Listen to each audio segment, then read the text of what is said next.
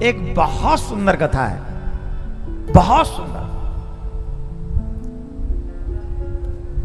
नंदगांव में एक स्थान है नंदीश्वर महादेव, स्वयं महादेव विराजमान है। और नंदीश्वर महादेव के पास में एक कुंड है, यशोदा कुंड, नंदगांव में।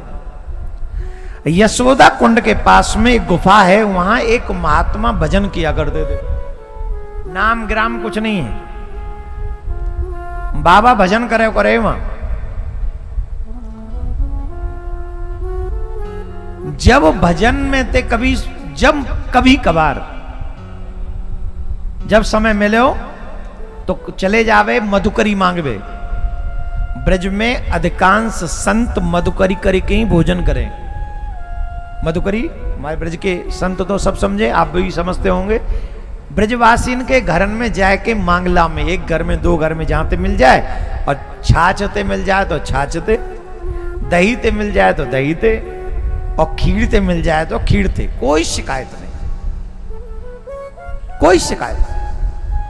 और वही से अपना पूरा जीवन व्यतीत करते हैं और भजन करते हैं, यही करते हैं भजन। तो वहां एक संत रहा करते थे, वो कभी कभार दिन में एक आध बार ही गुफा से निकलते थे और भजन करते थे। वो मधुकरी लेके लेते थे और वो किसी से बात भी नहीं करते थे अधिकांश। एक बार की बात है, उनका मन भजन में लगा तो 2 दिन तक गुफाते नहीं निकले वो। 2 दिन तक वह गुफा में तो नहीं निकले, क्योंकि भजन में मन इतना लग गया कि मधुकरी की चाह ही नहीं रही, भोजन की इच्छा ही नहीं रही। और 2 दिन तक वहां पर बैठे रहे और भजन करते रहे। तीसरे दिन वो वहां से निकले, प्रसाद पायो, आदि आदि क्रिया भाई। एक बार कोई बरसाने ते संत आए, वो कहा कि यहाँ आवे जावे ना आए, पर वो बरसाने के संत ने बड़ी जिद करी और उनको अपने संग ले गए। तो 2 दिन के लिए बरसाने चले गए, तीसरे दिन लौट के आए। और जब वो तीसरे दिन लौट कर आए तो संध्या के समय वो गांव में मधुकरी मांगवे के लिए गए। तो जब मधुकरी लेके वापस गांव में गुफा में वो प्रवेश कर रहे, वही समय काऊ के रोवे की आवाज सुनाई पड़ी। वो करुण आवाज में रोवे लगे, अरे बाबा, अरे बाबा, अरे बाबा, अरे बाबा सुननो का, अरे बाबा सुननो का, मैं 2 दिन ते भूखो हूं, मैं 2 दिन ते भूखो हूं। बाबा आश्चर्यचकित हुए। बाबा ने पूछी, कौन हो तुम? अपनो परिचय दो, कौन हो? दिखाई नहीं पड़ रहे वहां। तो अचानक से आवाज आई, मैं एक श्वान हूं, मैं एक कुत्ता हूं। आप नित्य जब मधुकरी खाओ तो एक टुकड़ा बाहर फेंक दो, आपको नित्य सेवन में करूं, और वही मेरे जीवन को आधार है, वही तो मेरा जीवन चल रहे हो।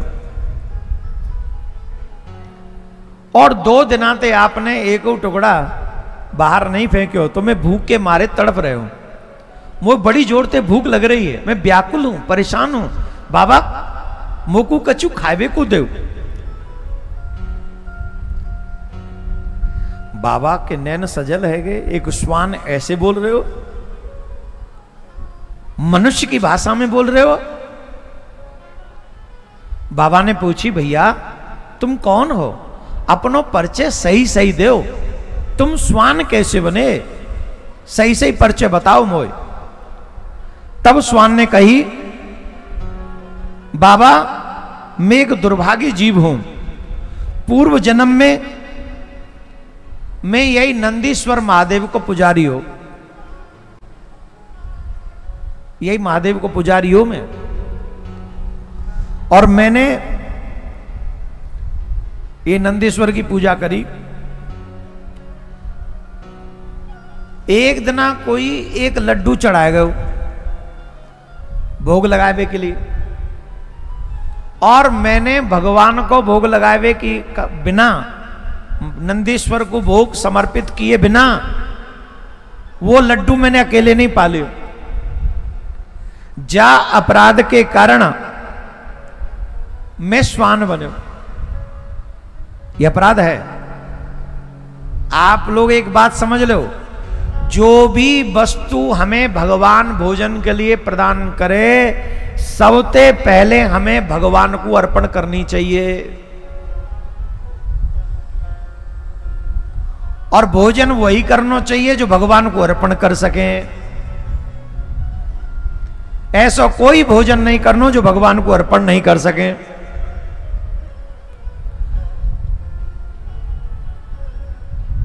आप बहुत ही निष्किंचन वैष्णव हैं, आपके देव है टुकड़ान को खाए खाए के मेरी ये गति अब है गई है, उर्ध गति है गई है।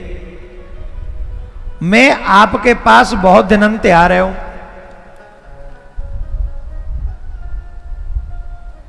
मेरो कल्याण है जाएगो। बाबा ने जब स्वान की बात सुनी तो विनय पूर्वक पूछी, आप तो अपक्रह बहुत ही सुंदर बात कह रहे हो, का एक बात बताओ, आप जा रूप में हो, आपको कबू युगल सरकार के लीलान को दर्शन होए का? अब भूत प्रेतन और कुत्स्वान तो कभी भी कर सके ना, आपको होए का? बोले बाबा ये बात बतानी तो नहीं चाहिए, पर क्योंकि मैं ब्रज को हूं और नंदीश्वर की पूजा करी है पूरे जीवन भर, वाके कारण मोकू नित्य श्याम सुंदर को दर्शन हुए।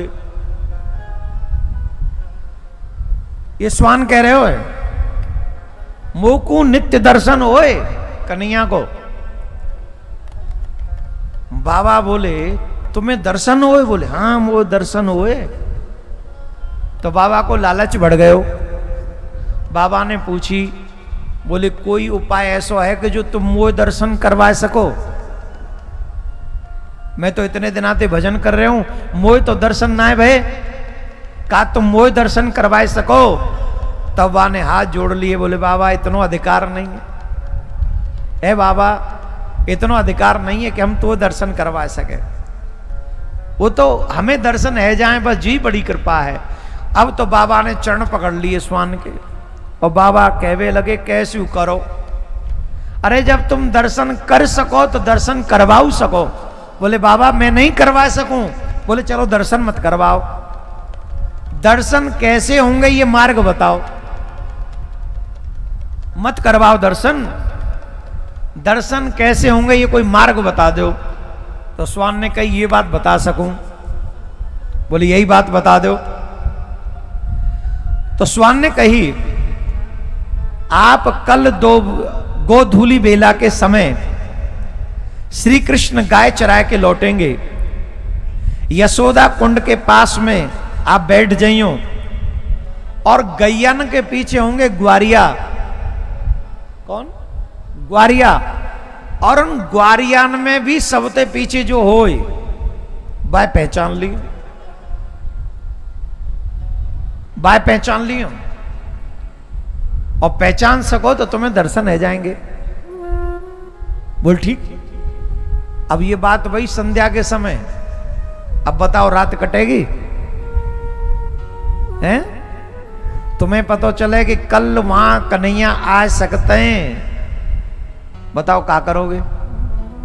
समिया रात इन्हीं विचारों में निकल जाएगी कि कैसे होंगे, मिलेंगे कि न मिलेंगे। बाबा पे रात ना कटी। बाबा रात में जाके यशोदा कुंड के पास झाड़ी में छिप गए, जैसे झाड़ीवार हनुमान जी। हमारे ब्रज में झाड़ी बहुत फेमस है महाराज। और फिर ये क्या नाम है, जमुना जी की ढाई भी बड़ी प्रसिद्ध है हमारे यहाँ।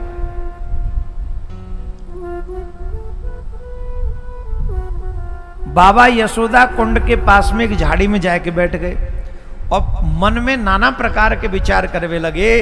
कहा कन्हैया को दर्शन मोह है सके। फिर रोवे लगे, हाय हाय मैं तो इतनो पति तू इतनो पापी हूं, मोह दर्शन काय को होंगे। कब दिन निकल आयो, कब सवेरो है गयो, कब दोपहर है गई, पता ही नहीं चली इन्हीं विचारन में। और वो गोधूली बेला भी आ गई। अचानक ते आकाश में गैया बछड़ान के रमावे की आवाज सुनाई पड़ी। अब तो धीरे धीरे ब्रज को सब स्वरूप गायब है रहे हो, अब ना रहे। अब कहाँ गैया न कि वो गोधूली बेला में कहाँ को, बस अब तो गाड़ी हुर्र चल रही है सब। धीरे धीरे करके प्राकृतिक स्वरूप सब खत्म है रहे हो। अब महाराज गैया और बछड़ान के रमावे की आवाज, भाई तो झाड़ी में बाबा सावधान है गए। तो सबसे पहले अनंत गैया बछड़ा निकले, फिर उन आगे आगे गैया पीछे पीछे ग्वाल, बीच में मेरो मदन गोपाल। गाएंगे नहीं, समय नहीं है, कथा सुनो। ऐसा नहीं है कि वो पे भजन गाए वो नहीं आवे, आवे नैका तो गाई ले तुम्हें हैं। अरे ब्रज रज में लोट लगाई लियो, तू जब वृंदावन आवे। जमुना जी में लोट, जमुना की बारू में लोट लगाई लियो, तू जब वृंदावन आवे। अरे मन तेरो है रे मट मेलो, या रज में कृष्ण कन्हैया खेलो, या रज को शीस चढ़ाई लियो, तू जब वृंदावन आवे।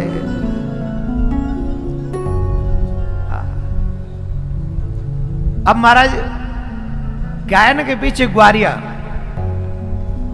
और ग्वारियान को भी टोल पूरो, और उन ग्वारियान के पीछे एक छोटो सो 7-8 साल को बालक, एकदम कारो। पंडाल में एक उना दिख रहा वो इतनो कारो।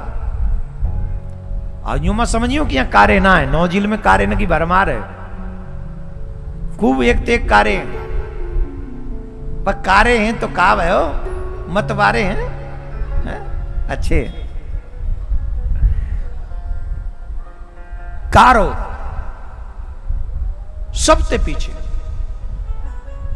और बाबा ने अक करी न धक, सीधो भागे बाबा। बड़े बूढ़े शरीर में जवानी कब आएगी पता नहीं चले। और ग्वारिया जैसी निकले, वाने कारे के पाम पकड़ लिए। का कर लियो?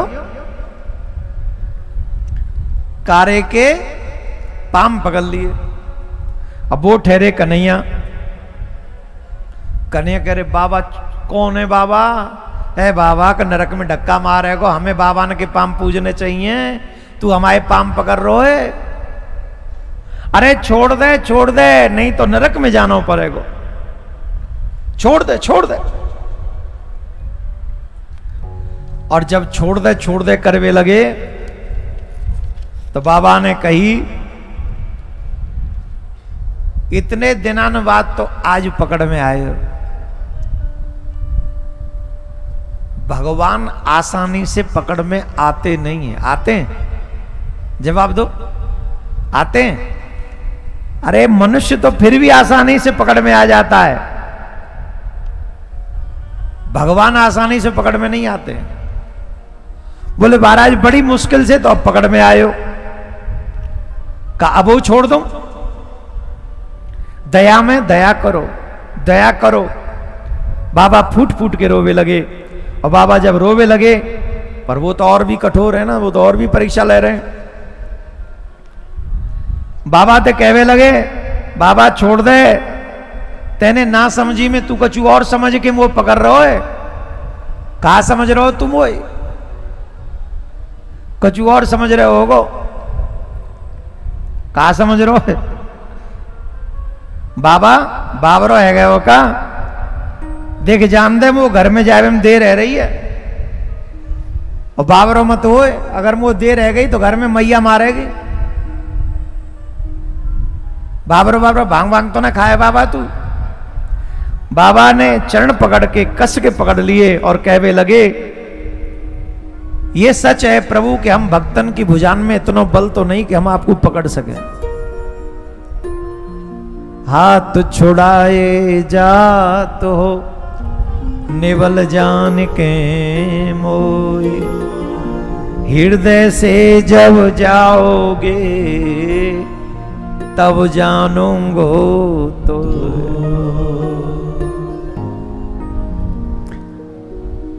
नहीं प्रभु अब छल मत करो, दीनहीन पे कृपा करो, छल चातुरी छोड़ अपने वास्तविक स्वरूप को दर्शन दो। भगवान से नहीं रहा गया और भगवान ने अपने भक्त के लिए बोले ना माने तो ले कर दर्शन, और ठाकुर जी ने वो रूप छिपा लिया और अपना वास्तविक रूप प्रकट कर दिया। श्याम सलोनी सांवरी सूरत, माथे पे मोर मुकुट है, पीतांबर धारण किए हुए, अधरों पे बांसुरी विराजमान है, मंद मंद मुस्कान है और गले में पुष्प माला वैजंती माला धारण करी हुई है और मंद मंद मुस्कुरा रहे हैं। अब इनको दर्शन करके बाबा और रोवे फूट फूट के। कन्हैया बोले अब क्यों रो रहे है? कम इतना बुरा हूं कि दर्शन करके तो रुवास आ रही है। अरे बोले नहीं प्रभु ये बात नहीं है, आप अकेले क्यों, मोए तो किशोर जी के संग आपके दर्शन करने हैं। हमारे निम्बार्क संप्रदाय के आचार्यों ने बड़ा सुंदर भाव लिखा है। विपिन राज सीमा के बाहर हरिऊ कुन निहार, यद्यपि मिले कोट चिंतामणि तदप न हाथ पसार। वृंदावन के बाहर अगर भगवान भी मिले तो मिलने से मना कर दो। तो कहां मिलना है? बोल वृंदावन की सीमा में मिलो, मिलना है तो वृंदावन की सीमा में। अच्छा वृंदावन की सीमा में क्यों मिलना है? बोले एक विशेष बात है, वृंदावन में अकेले ठाकुर का दर्शन नहीं होता, वृंदावन में श्यामा श्याम का दर्शन होता है। महाराज जी सुदामा कुटी में भी सीताराम जी विराजमान है, अकेले नहीं है। अब सीताराम कहो राधे श्याम कहो, दोनों को मतलब एक ही है, दोनों को मतलब एक ही है।